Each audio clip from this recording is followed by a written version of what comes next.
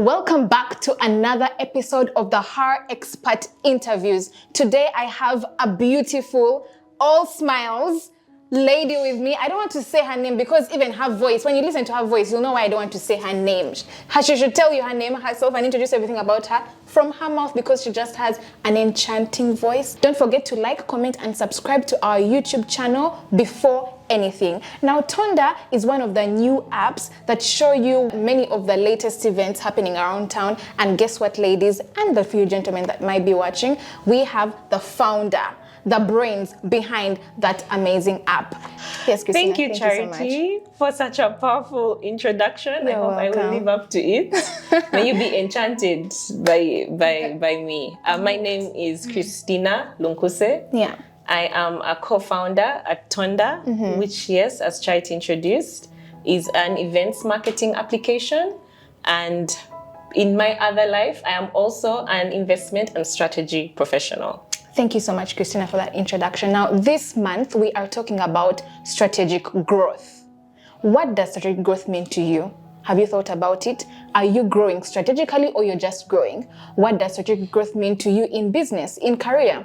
We have that elephant in the room today, and she's here to cut it up for us, to chop it up into soluble pieces that we can all understand in simple terms. So, Christina, my first question would be, what does strategic growth mean to you? So I was telling Charity earlier that there are different things about, there are different interpretations of strategy. Yeah. My understanding of strategy is a series of choices that a business makes about where it wants to play, where it wants to operate, whether that's geographically, by product, what stage of a value chain, depending on, what type of industry they're in. So where they want to play and how they want to win in that playing field. So how you want to win. And for me, no one strategizes to lose. No one strategizes to just be there. If you're doing strategy, you're trying to win. Exactly. Yeah. How you're trying to win. That's what I've gotten out of what she has told Where us. you're trying to win. Okay. And how you're going to win in that playing field. In that playing field. Yes. Good question. So, you've introduced yourself as someone who has a solid background in investment. So what made you pivot to tech, to an app? Because, I don't know, is that where the money is? And we don't know, please. Okay. So people who don't maybe very quickly, I'll introduce my background. Yeah. I have about 10 years experience in corporate finance and strategy.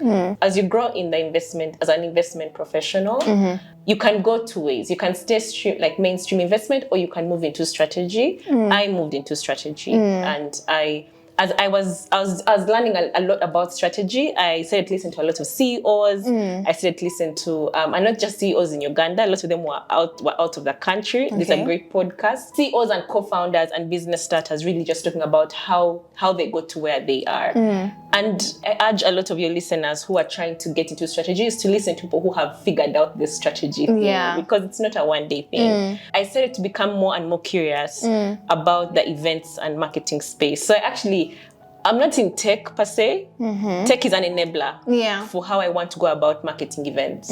I just had an interest that I became extremely curious about it, and I wanted to understand, what happens, how do people get to know where to go, how do they know about what to do, how do creatives get seen in the market, and I'm on the journey of answering that question myself. That's actually how I moved. It's not a hard move. I still do a lot of investment advisory as well, because the people who win in investment are the most diversified. So I diversified myself. It's really interesting to know. So every woman in business, or generally whenever you're doing something, you always have that aha moment, like aha. That's it. That's the move. So what was your aha moment in when you're building this application? So when you start a business, normally there's a problem you have felt or you have experienced and you want to solve it.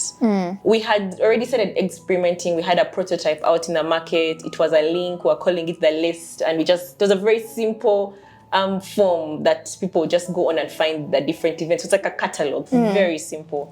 And it was in the market. We weren't really marketing it. We're just telling our friends about it. Or tell a friend, because we want to just we were testing. Yeah. And that's a big part of strategy. When you're building your strategy, you have to know what is a fact, what is an assumption. If you decide that, okay, I'm going to decide to bake cakes and the first flavor I'm going to make is chocolate, you've made very many assumptions about that. The assumptions you make about the customer that you have to prove are true, and the assumptions you make about your competitors who are making cakes.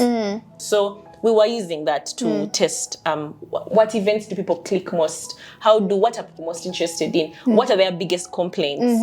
And then one day we got like this spike. On average, we're having maybe 50 visitors a day on that link. And then one day we got a spike to about 2,000 visitors. What event was that? It wasn't an event. It was what? There's a lady, she's on Instagram. Okay. She's called Prim Nyonyozi. I've heard, Yes, she's like an influencer, but she also has a great show called The Unpopular Opinion. Oh, okay. So Prim had this live on Instagram, and she sometimes blogs her life. So I think she was going to church, and then she was going for brunch, and then she's asking her followers, "Oh guys, me and my friends after church want to go for brunch. Where can we go?" And I think people were sending her like screenshots of things, and then someone, I don't know who to this day, I don't know who, sent her our link, and she was so excited, and then she screenshotted it and sent them and said, "Oh my God, this is the best thing that ever happened." And I was just watching Prim, and I was like, I have been Prim 100 times in different scenarios, and so have so many people. You want to know where to go, and you just can't figure out where. You don't want to go to where you always go. You want something new. But you also want to something new that's safe, where you don't get risk your money. So you don't get risk your money with some information, with some exactly. And I was like, that's it. Like this is it. Yeah. And people didn't go because Prim went. And because she told them about the application, they went because they related to that problem Prim also had. And for me, that was the aha moment. And from that day, we said having about 300 visitors a day. And I was just like, on this form, we had so much feedback from people saying, "Oh my God, the form can't do this. Oh my God, the list doesn't have this. And that was fine, because we wanted also to know what hurts them most. What do they want the most? You know how sometimes they tell you like, sometimes you think I don't want something, then I give you a very bad version of it, and you're like, oh, I wish it had this, I wish it had this, I wish it had this. That's sometimes how you can tell from your customers, and this is, I'm telling you how to do strategy. This is how you can quickly experiment with your customers. So sometimes customers can only tell you what they want when they tried something they don't really like. So don't be afraid to take a half-baked idea to the market. Don't be afraid to start your digital platform and it's not the greatest.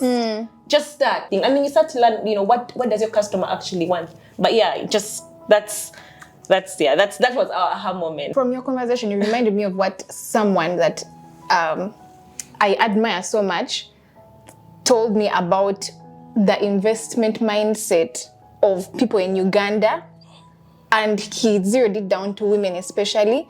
Like, we are so risk averse. I mean, it's a nature in many women, but I feel like to a certain degree, it should be put to a minimum on certain things. Yeah. If I can respond to that, Charity, there actually is research that shows that the best entrepreneurs are not the most risk tolerant. The best entrepreneurs, best business owners are the ones who know how to move while managing risk. And I think what women have not known for a while is what women maybe have. So women are right to be afraid of risk, but I think we just shouldn't stop because there is risk. It's more important to ask yourself, how can I reduce this risk while starting? Not, I won't start until the risk is reduced. And that's where the framework of experimentation comes in. It's about assumptions. What assumptions do I have? I have an assumption that I'll make my 100 bags or I'll sell my 100 bags and the market may not like them. I mean, does that mean you don't sell any bag? No. You could do different things. You could maybe make digital representations of those bags. Or you could literally go and pick 10 different types of bags from downtown. It's a much smaller investment and see which ones people like the most and tell them, oh, we have stock. we deliver in 3 days, and just keep posting the same bags and see the ones that people like most. And that can give you an indication of what the market has. In that way you've started, you're learning and you're building a bit of courage, right? As opposed to saying, I won't go into the business until I have a shop, until that shop is on the busiest street of Kampala, until I have the 5 million per month rent, until I have taxes, until you'll never start. It's always, how can you mitigate your risk, which is maybe the assumption that you don't know. How can you start small, but start? You have to start. Now, knowing when to win, where to win, and how to win, which is, simply breaking down strategic growth, it involves a lot of growth pains. That journey is never smooth. It's a bed of roses, like you can testify. And it doesn't look like you, but... So, if you could give us a brief scenario of when you had to choose between two growth paths and how you made that tough decision to leave this and choose this. Because you could have wanted to be, I don't know, a musician, and you're like, no, let me go for the investment route, or because you like cakes, maybe a chef, I don't know. So maybe you could give us on what that looked like for you as we wrap up. Okay, so I can just use Tonda because one of the reasons I actually decided to start a business was to really get into the mind of an entrepreneur who is struggling to win in this market. It's a hard market to win in. And I continue to do work that supports entrepreneurs in my as part of my career, but I want to help them from a point of understanding them as well, beyond just my passion for figuring out the marketing and all that. So I think with Tonda, one of the things we could have started with Tonda was, should we become a ticketing company? Okay. Or should we use ticketing as our inroad into events marketing? Okay. Or should we or should we just go into what we're doing now, which is we have some ticketed events, but that's not entirely our focus. Our focus is a lot of non-ticketed events, for example.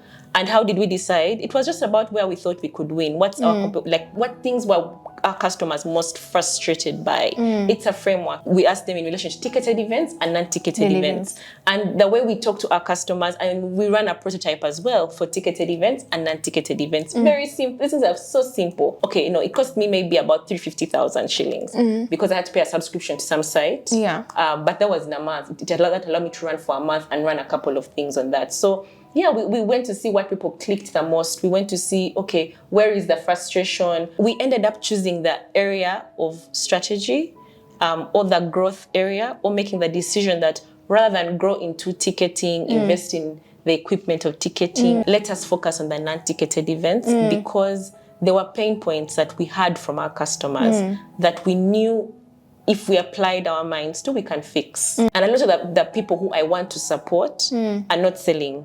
Their events are not ticketed. It's hardworking women. They have a market day. They invite women to come and, just come sell your things. You pay 40,000 and come and sell your things. They invite a speaker who comes and speaks. They're not going to make the investment of going, get tickets. The event is free for those who are coming to attend or to shop. To shop. If you want to come and shop, just walk in. Why should they get a ticket? Why should they get a ticketing company? And those are the kind of companies that I wanted to put on the platform. Those are companies I want to gain more visibility because they're actually supporting the smaller businesses. As opposed to the ones who are ticketed, many times the larger companies have slightly larger investment, larger marketing budgets. They can overwhelm your Instagram with sponsored ads. So that's for us how we made the decision at Tonda that this is where we will start. Thank you so much, Christina, for that amazing, those insights that have been so thought-provoking and so thoughtful as well. We really, really appreciate. Viewers that are watching, I hope you have had your takeaway points from this. I've gotten to understand what strategic growth means, how to win, where to win, and are you winning? That's the question for today. Are you winning? When you evaluate yourself, are you winning? As Christina has mentioned, our events are always on the Tonda platform. You can download the app for Android. For Android, we have an iOS application coming out soon. Exactly, an iOS application coming out soon. It might be out by the time this interview comes out, actually. Let's wait. Let's see. So download the Tonda app to keep updated on all our events, that's the meetup and the dinners as well. Thank you so much, Christina, for those amazing points and insights on what strategic growth means to you and Tonda. Ladies and gentlemen, if you need to follow Christina on her social media handles or get in contact with her for some more knowledge on, investment, or are you planning to also build a tech app? What does that look like? You can reach out to me on LinkedIn. My LinkedIn is Lunkuse Christina. And we can always kick it off from there.